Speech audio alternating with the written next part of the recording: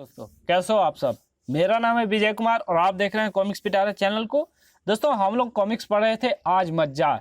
इसका पहला part already मैंने इस चैनल पे अपलोड कर दिया है। अगर आपने नहीं देखा है तो प्लीज़ जाकर के सबसे पहले देखिए, क्योंकि तभी आपको आगे की कहानी अच्छे से समझ में आएगी और कॉमिक्स में जितने भी कैरेक्टर हैं सभी को आप अच्छे से पहचान पाएंगे।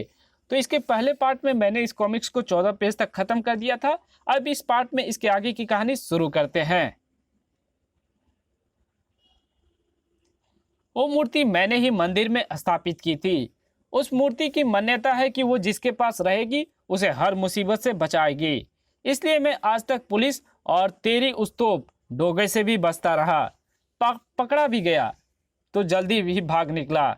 उस मूर्ति का जल्दी ही हासिल करना और उसे वापस मंदिर में स्थापित करना मेरे लिए निहायत ही जरूरी काम है, चाहे इसके लिए मुझे लाशों का समंदर भी क्यों ना पार करना पड़े।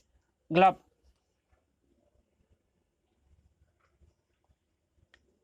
पूरी पारदी जाति को अब तुम पर ही भरोसा है नटवर। सरदार से जाकर कह दियो तवा कि मैं जल्दी ही मूर्ति लेकर कबीला में पहुंचूंगा। उस मूर्ति के बारे में जो कुछ काल पहलिया ने कहा था वो एकदम सच था।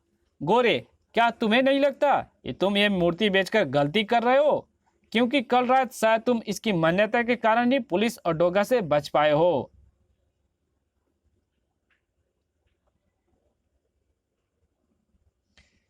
मिस्टर गुरुज, ऐसी मान्यताओं वाली मूर्तियां चुराकर उन्हें बेचने में ही मुझे ज्यादा फायदा होता है।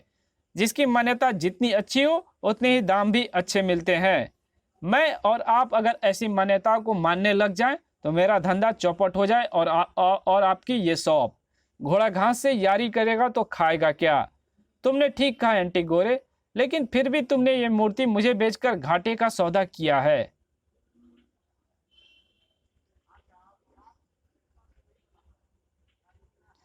क्योंकि एक तो जो मैंने तुम्हें नोट दिए हैं उसके सिर्फ ऊपर के नोट ही असली हैं, बाकी सारे नकली हैं। यह हकीकत तुम्हें जल्दी पता लग जाएगी और तब तुम दोबारा मेरे पास ना आओ। मैं उसका इंतजाम अभी कर देता हूँ। Hello police station.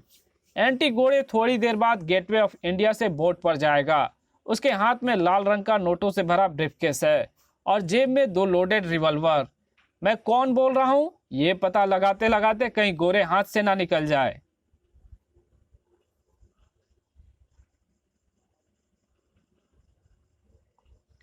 ये बेशकीमती मूर्ति मुझे सिर्फ 500 के 20 नोटों और चोरी के मोबाइल पर किए गए कॉल के बिल जितनी महंगी पड़ी। उस सूचना के 10 मिनट के अंदर अंदर गेटवे ऑफ इंडिया का वो पूरा इलाका इंस्पेक्टर बेरहम के नेतृत्व में पुलिस से भर गया। वो को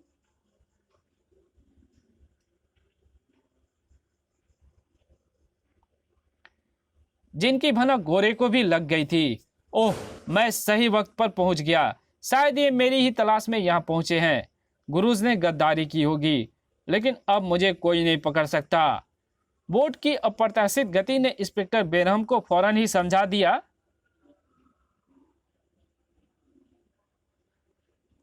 कि बोट में गोरे भाग रहा है। तेज, वो बचकर नहीं निकलना चाहिए। पुलिस मेरे पीछे आ रही है, मगर उनकी बोटें मुझ तक नहीं पहुंच पाएगी।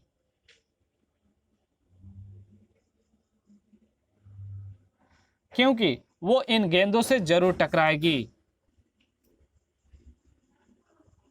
और उनकी इस टक्कर का मतलब होगा एक शानदार विस्फोट। वड़ूम!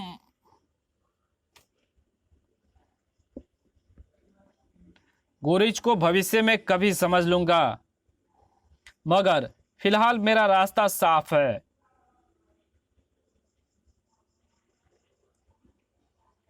मगर रास्ता साफ नहीं था। अरे, ये ताबूत बीच समुद्र में कहां से आ गया? मेरी बोट इससे टकराएगी तो उलट जाएगी। गोरे को बोट रोकनी पड़ी। मुझे सावधानी से बोट को बिना इसे टकराए निकालना होगा। लेकिन खटाक!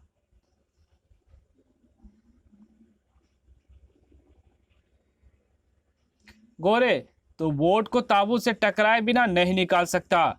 डोगा, डोगा नहीं गोरे। तेरी मौत। आह! बड़ूम!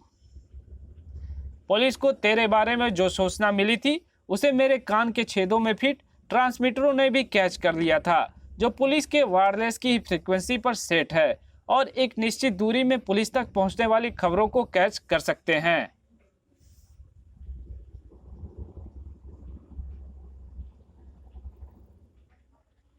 डोगा पानी से बाहर निकला और ओह, मुझे इन नोटों के शुरू से ही नकली होने की गारंटी थी।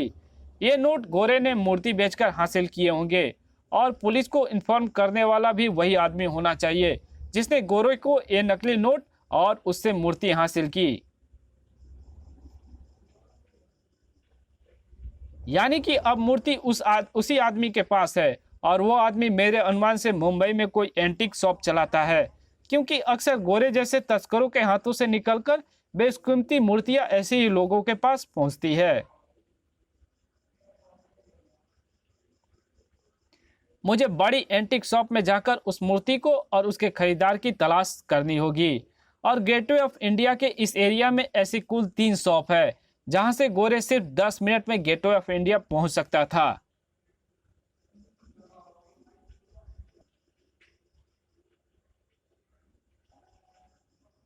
उस मूर्ति का खरीदार भी डोगा की गन के गोली के निशाने पर है, क्योंकि उसकी इंफॉर्मेशन पर गोरे का पीछा करते कई पुलिस वाले मारे गए और इस गिनाव में भी वो गोरे के बराबर का शरीक है। पर फिलहाल पहले मुझे उस मूर्ति की तलाश करनी है और यहाँ हो भी सकती है और नहीं भी।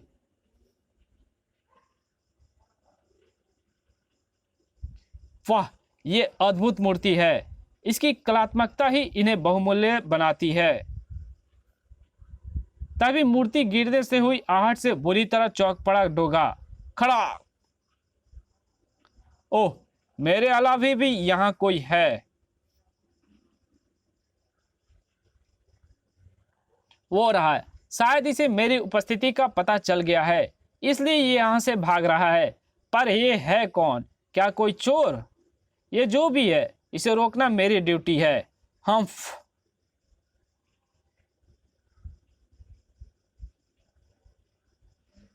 फुर्ती में साया जैसे चीते से ट्रेनिंग लेकर आया था। ओफ!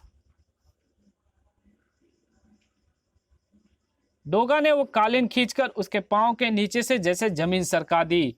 भागता कहाँ है? ओह!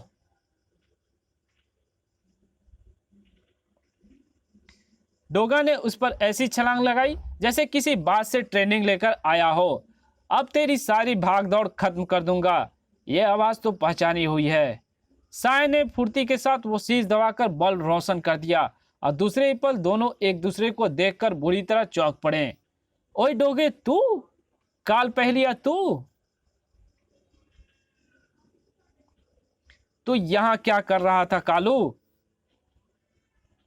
डोगे, यही तो मुझे भी हैरानी है, तू यहाँ क्या कर रहा है? डोगा गड़ी छोड़कर मूर्तियों की चोरी चकारी शुरू कर दी क्या? गिरेबान तो छोड़। लो, छोड़ दिया। धाड़! ये कोई तरीका ना हुआ। वैसे तेरे मुक्के की ताकत कम नहीं हुई।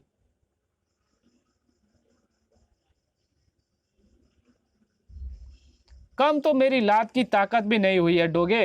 ले, खा कर देख। तड़ाक! हम्फ! ठक ठक ठक ठक। कौन है अंदर? ये कैसा शोर हो रहा है? शटर खोलो, मैं चौकीदार हूं। शटर खुला। ये अंदर शोर कैसा हो रहा था? कौन हो तुम? तुम डोगा? तुम बाहर रहोगे तो शोर मचाकर पूरे शहर की नींद खराब कर दोगे और हमारी लड़ाई का फैसला नहीं हो पाएगा।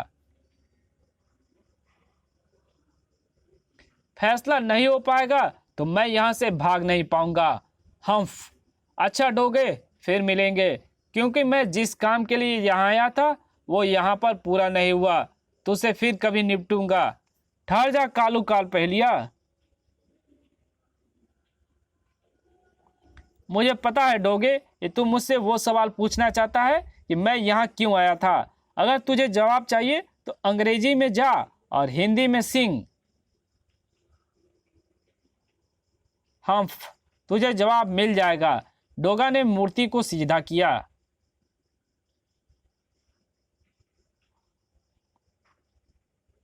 और छलांग लगाकर ऐसे खिड़की तक पहुंचा जैसे किसी हिरन से ट्रेनिंग लेकर आया हो। ओह, काल पहेलिया को काला अंधेरा खा गया, यानी भाग गया वो।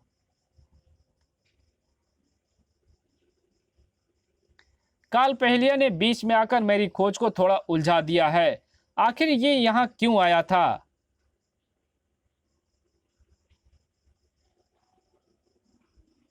अगर मुझे इस बात का जवाब चाहिए तो मुझे हल करनी होगी काल पहेलिया की पहेली, यानी अंग्रेजी में जा और हिंदी में सिंह। क्या मतलब होगा इसका?